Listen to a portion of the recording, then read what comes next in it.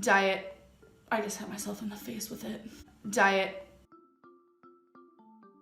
Hey everyone, it's Kevin Burciaga. Welcome back to my channel. In today's video, I'll be looking at two videos by Amberlynn Reid. What I eat in a day unhealthy and what I eat in a day off track. I'll answer the question, why does she eat the way she does and what can she do about it? If you haven't already, hit the subscribe button and don't forget to check out my resources below. If you want to speak with me, there is a link in the box. I haven't been watching Amberlynn Reid too much, but I've started to see some critique videos and I said, I have to get in on the action. Amberlynn Reid makes a lot of videos about what I eat in a day and about her diet, and apparently she's lost weight before and she's gained it back. And in these videos, we're going to see what she eats in a day. The purpose of this video is not to judge Amberlynn Reid, but I think we can watch this video and derive some lessons. All right, let's get to it.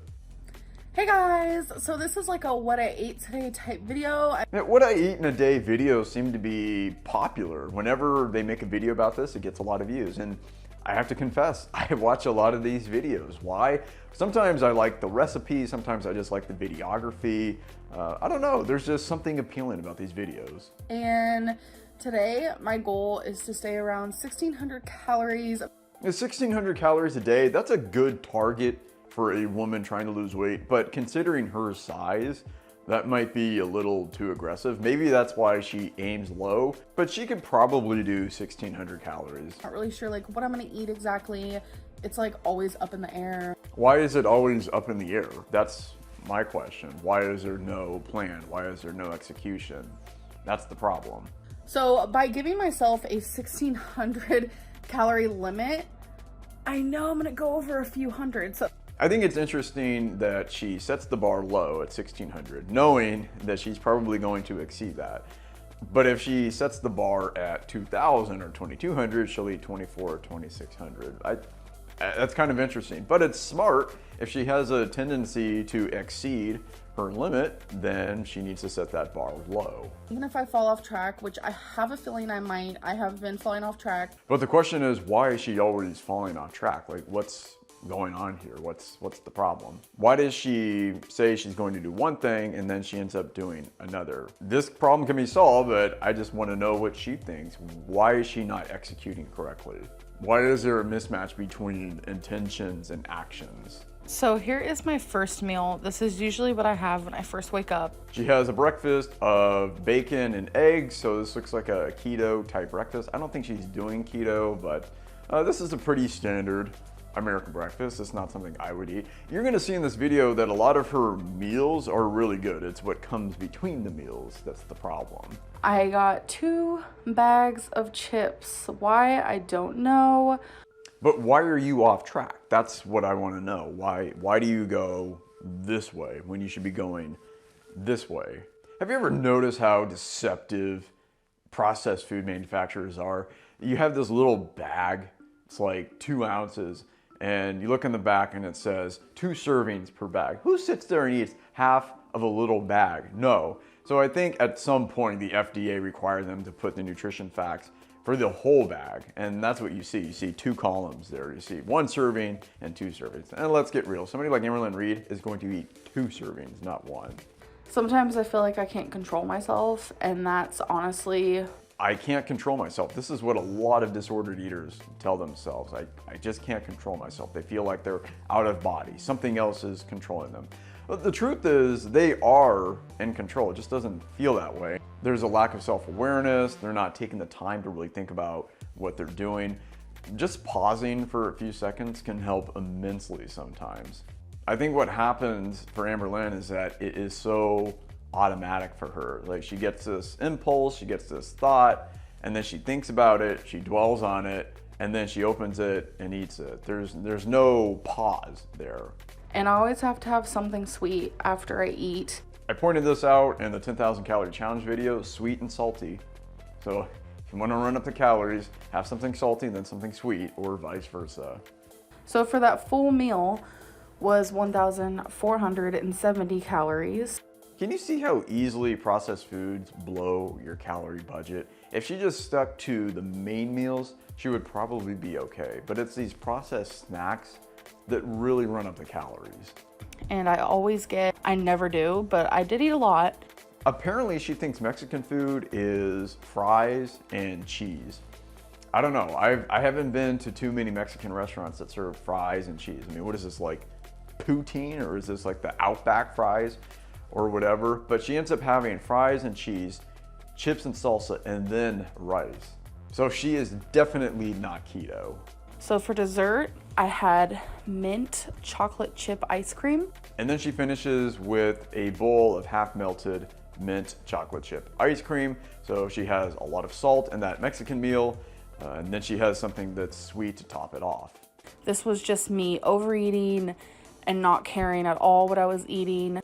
And she finishes the day at 3,000 calories, just a bit above 1,600. But I wouldn't call that a binge day, but you're certainly not going to lose weight on 3,000 calories a day unless you're really active, and something tells me Amberlynn Reid is not. And I'm surprised, actually, after having all of those processed snacks and that huge Mexican meal, the bowl of ice cream, that she only hit 3,000 calories. Just ignoring the fact that I fell off track, I admitted to that, and I feel like that's actually a good thing. But why? That's my question. Why did she get this result? I wish you would provide us some insight. I wish you would have a little more curiosity about it. It's like, oh, I blew the day. I exceeded my limit. I ate too much. I lost control. Okay, but why? Like, what's going on here? She could have eaten 6,000 calories. She's right, but she only ate 3. So not bad, not a terrible day. I think it would have been a lot better had she not had the Cheetos and the snacks and then the ice cream at the end. And maybe for the Mexican meal, she could have just had the rice and maybe an enchilada. That would have helped too. It's all the snacks and the appetizers that are killing her. If she only had the main meals, she would be okay. Let's go to the next video where she eats unhealthy for the day. Ask, how does this girl become so big? Like, what does she eat? I can understand that if I was... Yes, I think it's an important question to ask. Why are fat people, obese people, why are they bigger? Well, it's a good question. They obviously consume more calories. I think we've established that in the literature. Yes, bigger people eat more calories. There's no mystery. There's no metabolic dysfunction, although in rare cases that might be true. But bigger people eat more. Obese people eat more. But the question is why? What is driving that? Is it more psychological? Is it a problem with the hypothalamus? Is it both? So we just got some ground beef. She didn't have ground turkey, which is very lean, just very low fat. And now she's gonna have ground beef, and she's gonna cook some chili. So what I'm gonna put in it is some diced tomatoes, 2 things of dark red kidney beans. Those are good ingredients. I like those. And she's gonna have tomatoes and beans and ground beef. I'm not a big fan of ground beef, but if you're into that, that's not a bad meal. It's a very hearty meal. Over here is the seasoning rack that we all share. I included this clip to give you an idea of her size. Now, I'm not here to fat shame, but let's call a spade here. She is fat. She is obese. Yes, I just said the F word, but she is a very large, hefty woman. And the reason I bring that up is because you don't reach that size eating a little more here. You had a few extra chips. You had one more serving of ice cream. No, you only reach that size by binge eating. So that's what I suspect. There's a lot of binge eating going on. It's not just 3,000 calories a day. Okay, there's a lot of 6,000 calorie episodes. Years ago, Gary Taubes, the author, he put out this idea that you only need to eat 10 extra calories a day to get obese. Well, that's a very linear way of thinking, because what happens is the more you eat, the more weight you gain. The problem is you reach a certain body size where your consumption matches your expenditure. You're so large that all of that extra mass consumes all those extra calories you're eating. Does this make sense? So you eat 10 more calories, 10 more calories, 10 more calories. Well, eventually that just becomes your maintenance calories. Weight gain isn't linear, and weight loss isn't linear, as many people have figured out the hard way. When you lose weight, the more you lose, the less you have to eat to maintain that weight loss. The point is, she didn't eat 10 extra calories a day. She was eating thousands of extra calories a day to reach that weight. Then she adds cheese to an otherwise fantastic bowl of chili. I hate cheese, okay, personal confession. Most of you watching are thinking, how do you hate cheese? Cheese is great. I can see the appeal, okay? It's fatty, it's gooey, it adds flavor, and has that texture. Well, those are the reasons why I don't like cheese. But she adds cheese to her chili, which is, pretty common. I mean, that's not an idiosyncrasy. But if she wanted to cut some easy calories, she would not add the cheese. Okay, that's an easy 200 calories that she could get rid of. So I'm actually gonna have some of these cheddar and sour cream chips. Now she has Ruffles and Milano cookies. This is the thing about her. She has good meals. It's everything between the meals that sucks. And then I'm gonna have some of these mint chocolate cookies. Milano cookies, Ruffles, you could easily add thousands of calories. If you weren't aware and you were distracted and you wanted to numb out, you could easily eat the whole bag of both of those. It's been hours later. Somebody pointed out in the comments, and I thought it was kind of funny, she has Tide Pods in the middle of her plates. Like, why do you keep Tide Pods in the cabinet? Don't you keep that in the laundry room? Just an idea. So as good as it is with cheese, it actually doesn't need it. So no cheese this time on the chili bowl. Great, that saved her an easy 200 or 300 calories. So I got some creamy milk chocolate. But now she has more snacks. Symphony chocolate and Haribo gummy peaches or whatever. Why? Why does she need these snacks between the meals? And I'm not trying to shame her here. I'm just trying to ask the question, why does she feel compelled to have these unhealthy snacks after a really good meal? Like what is going on? Why does she not feel satisfied?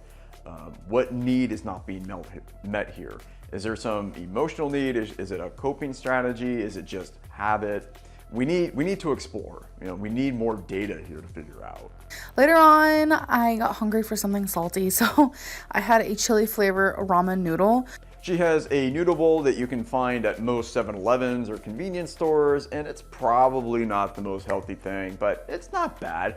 You take this dry bucket of noodles, add some water to it, and you have a bowl of soup. Listen, soup is a great weight loss method because it has a lot of stuff in it and has a large volume, and the liquid fills you up. So there's a little weight loss hack for you. Even Amberlynn Reid knows this.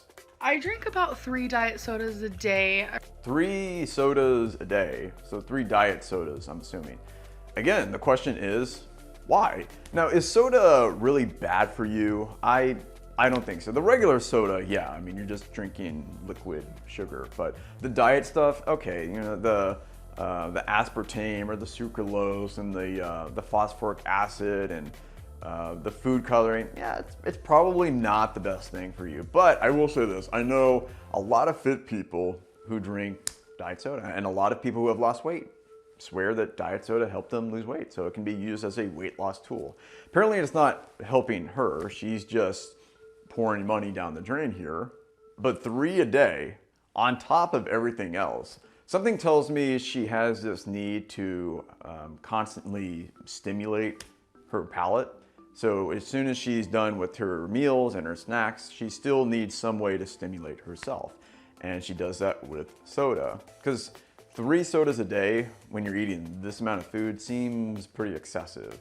If I were Amberlynn Reid, I would practice going 1 to maybe 3 hours without any oral fixation. Like no gum, no soda, no snacks, nothing. It would be hard.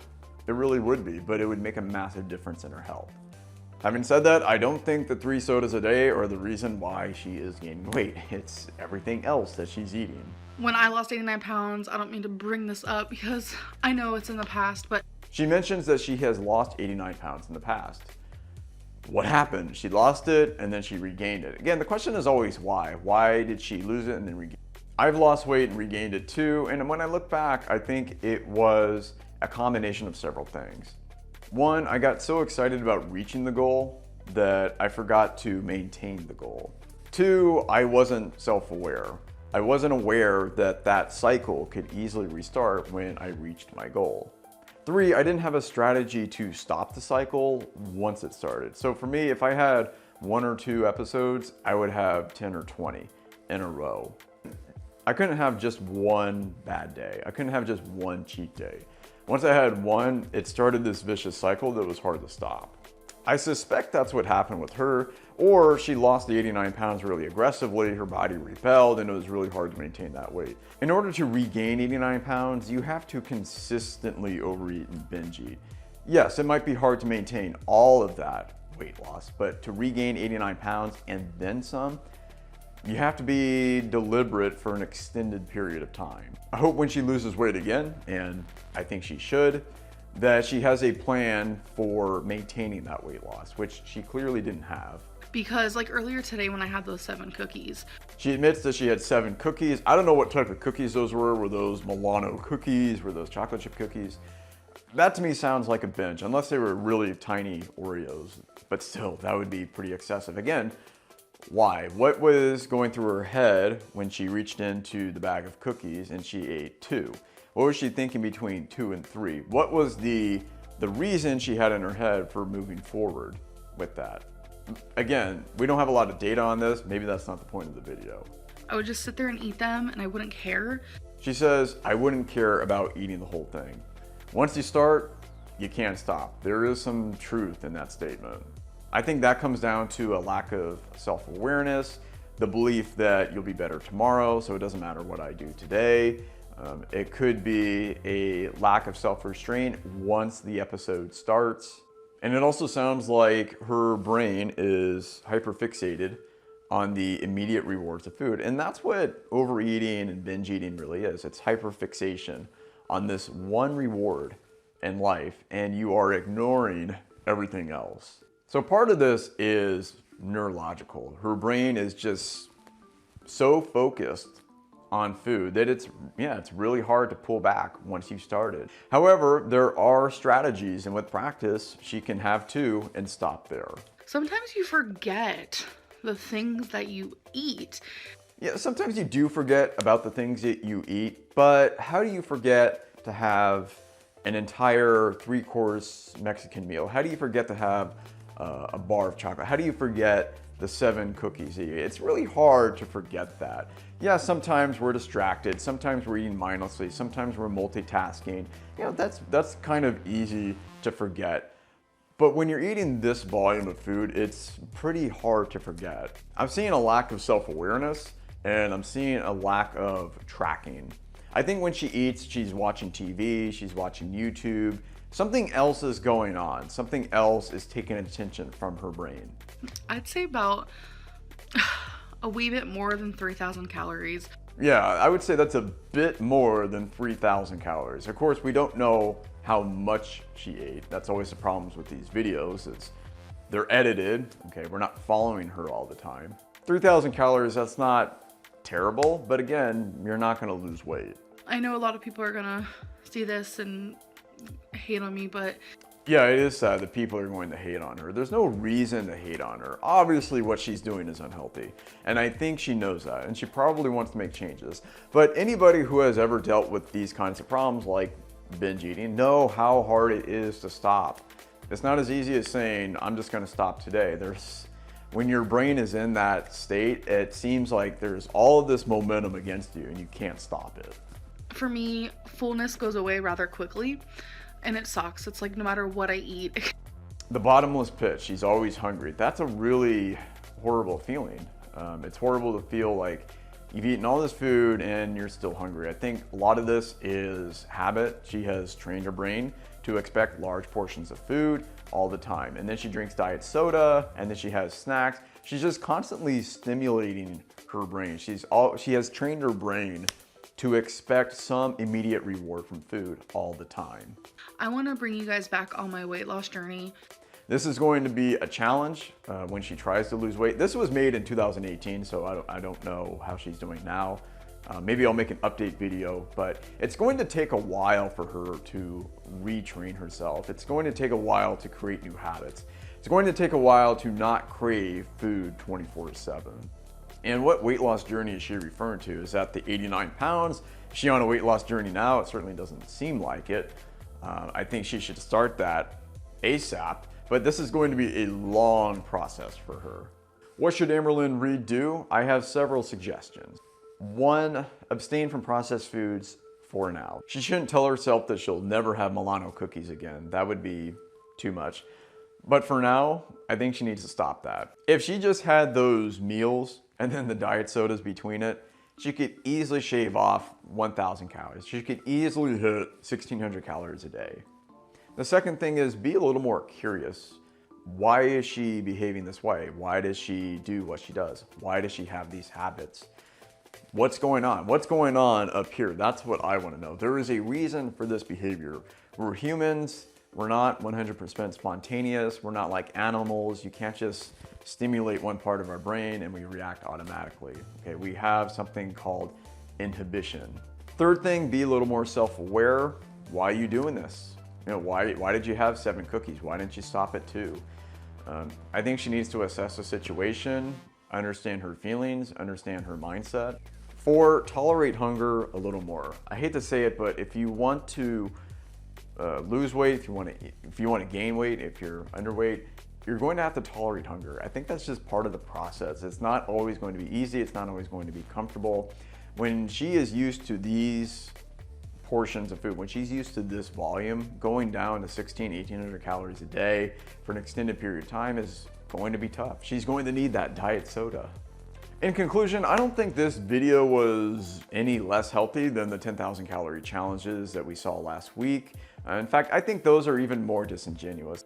I think this one was brutally honest. I mean, she's clearly overweight. She's showing us what she eats. She shows us all the snacks and all the mindless eating, and she tells us about these portions that she has. This is a real struggle. Okay, this is a real person struggling to stop. The 10,000 calorie videos, nobody in those videos were struggling to stop. You know, they deliberately ate 10,000 calories and they did it with a smile on their face, knowing that they wouldn't do it the next day. I hope since she made this video, Amberlynn Reid has gotten the help, and maybe I'll make an update video in the future. The final thing I want to focus on is the comments. When I looked at the comments in Amberlynn Reid's videos and I compared them to the videos that I saw in the 10,000 calorie videos, I was very disappointed. When I looked at the comments in Amberlynn Reid's videos, I saw a lot of, fat shaming and a lot of weight loss tips and you should do this, and some people said nice things like, oh, your hair is very pretty. But I saw a lot of condescending remarks. And I want to share some of those comments. You didn't let anyone down. Nobody's going to end up with diabetes, high cholesterol, and heart complications due to your eating, aside from yourself. You let yourself down every day. There's no other reason for her to be continuing to post her videos other than wanting the attention, negative or otherwise. She very obviously doesn't care. We all know that's how you eat every day, and we all know that was not all you ate. Waddles 10 feet, out of breath. The fact that she believes she could actually afford a cheat day is mind-boggling to me. You're literally dying on camera. Just go back to doing mukbangs. You're not serious about your health. Why continue this farce? Off track? Since when are you ever on track? So that is a sample of some of the comments that I saw. Everybody seems to have weight loss tips. There were all sorts of tips under there. You should do this, you should do that, you should stop drinking soda, just work out more, whatever. But I think a lot of people get this jolt of dopamine when they shame a fat person, especially when they're not fat themselves. It almost gives them this sense of superiority over somebody. Oh, you're fat, I'm not, therefore I have the license to judge you and to criticize you and tell you how to behave. A lot of the comments weren't helpful. She clearly has a problem. She knows she has a problem. And I suspect she doesn't know the way out. If she knew the way out and she had some motivation, accountability, I'm sure she would do fine. It's still going to be a long road for her. We don't need to shame fat people. We don't need to shame obese people. That's probably not going to change their behavior. What they need is what I just said. They need guidance, motivation, accountability, and they need a pathway. Changing these behaviors is not easy. Compare those comments to the comments that you see under Stephanie Joshi's videos. Stephanie Joshi, also known as Nutty Food Fitness. I reviewed her video last week. Let's take a look at some of the comments I see under her video. This was the perfect 10K. You didn't complain like everyone else does. P.S. You're beautiful. Your body is insane, just like your love for food. You absolutely demolished this challenge. Jealous of your physique. I wish I was that lean and shredded. Good job, girl. First, wow, you totally killed that. Then your body is amazing, like I'm speechless, how strong and muscular you are. And you are absolutely gorgeous. You're so pretty. Honestly, your smile is so cute, and this is so sweet, how you enjoy your food. I think enjoying food is important, especially on these kinds of challenges. Keep going. Subscribed. When a lean, fit, muscular, beautiful person does a 10,000 calorie challenge, they get nothing but praise. But when Amberlynn Reid eats 3,000 calories, or it's probably more like 4,000 or 5,000 calories, she gets nothing but derision and shame. I'm not a body positive activist by any means. I'm not a huge fan of health at every size, but I kind of empathize with their point. Fit, beautiful people can do whatever they want. They can do a 10,000 calorie challenge, and that's perfectly okay. It's just entertainment. But when somebody like Amberlynn Reid does it, she gets nothing but criticism and scorn. Oh, you shouldn't be eating like that. You're digging a grave, blah, blah, blah. Again, we get this hit of dopamine when we shame somebody who has a problem that we ourselves don't have. From my perspective, what Amberlynn Reid was no less healthy than anything these other 10,000 calorie grifters do. They're both overfeeding themselves. It's both really unhealthy. You shouldn't do it intentionally, at least. Watching Amberlynn Reid's videos wasn't any less painful than watching the 10,000 calorie videos. In fact, the 10,000 calorie videos I thought were more painful. So yes, there is a double standard here, and I can smell that double standard a mile away. One of the comments said that Amberlynn Reid is only doing it for attention. Well, when you make YouTube videos, you want attention. You want views, subs, and likes. And do you not think these 10,000 calorie challenges are designed for attention? They absolutely are. I thought this video was much more honest because that's probably what she eats in a day. Very large portions, lots of oil, lots of flour, lots of sweets. What do you think? Let me know in the comments below. Hope you found this video educational and entertaining. Don't forget to subscribe and check out the resources below.